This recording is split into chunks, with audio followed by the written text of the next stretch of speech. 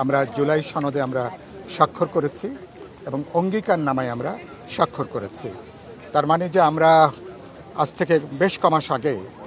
আমরা আমাদের রাষ্ট্র সরকার এবং সংবিধান গোটা ব্যবস্থার একটা গণতান্ত্রিক তার যে উত্তরণের যে লক্ষ্য, বাংলাদেশ যে পুরনো জমানায় আর ফিরবে না, সেই লক্ষ্যে তো আমাদের এই আলোচনা, সেই লক্ষ্যে এই জুলাই আমাদের যে সনদ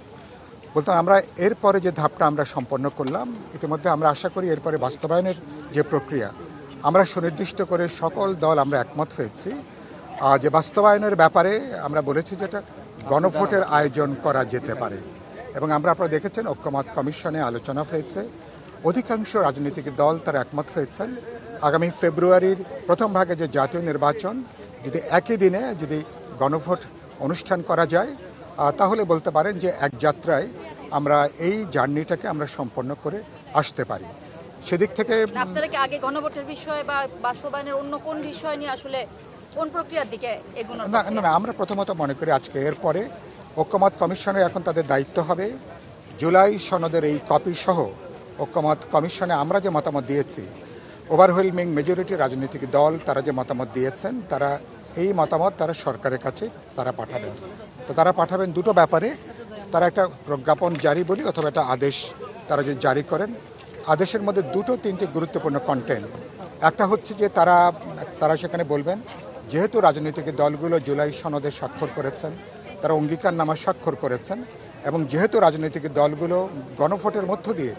জনমতের একটা মতামত নিয়ে তারা জুলাই সনদ বাস্তবায়ন করতে চান, সে কারণে তারা নির্বাচন কমিশনকে বলবেন যে তাহলে আপনারা একই দিনে জাতীয় নির্বাচনের দিন গণভোটের আয়োজন আপনারা করুন। 2 নম্বর তারা যেটা বলতে পারেন আমরা বিশ্বাস করি, একই সাথে যে আগামী জাতীয় সংসদ যেটা একই সাথে সাধারণ পার্লামেন্ট হিসেবে কাজ করবে, প্রথম অধিবেশন একটা কনস্টিটিউয়েন্ট একটা ক্ষমতা বলে আগামী পার্লামেন্টের তারা কাজ করবেন, যাতে আমরা যেসব ব্যাপারে আজকে সনদ স্বাক্ষর করলাম এগুলো বাস্তবায়নের জন্য ধরুন প্রথম অধিবেশনে অগ্রাধিকারের ভিত্তিতে যাতে জুলাই সনদ আমরা কার্যকর করতে পারি। এবং এর মধ্য দিয়ে মনে করি আমরা বাংলাদেশ যে পুরনো একটা ব্যক্তিকেন্দ্রিক অথবা কোনো দল এবং কোনো ব্যক্তি যাতে স্বৈরতন্ত্রী হয়ে উঠতে না পারে, বাংলাদেশে কোনো চেহারায় ফ্যাসিবাদ নতুন চেহারা যাতে আসতে না পারে, এটাই হচ্ছে জুলাই সনদের মর্মকথা হচ্ছে এটা। সেই জায়গা থেকে আমরা মনে করি সরকারের উচিত হবে রাজনৈতিক দল, জনগণ এবং নির্বাচন কমিশন সবাইকে আস্থার মধ্যে নিয়ে আমাদের আগামীতে আমাদের গণভোট এবং জাতীয় নির্বাচনের মধ্য দিয়ে এই যাত্রাটাকে সম্পন্ন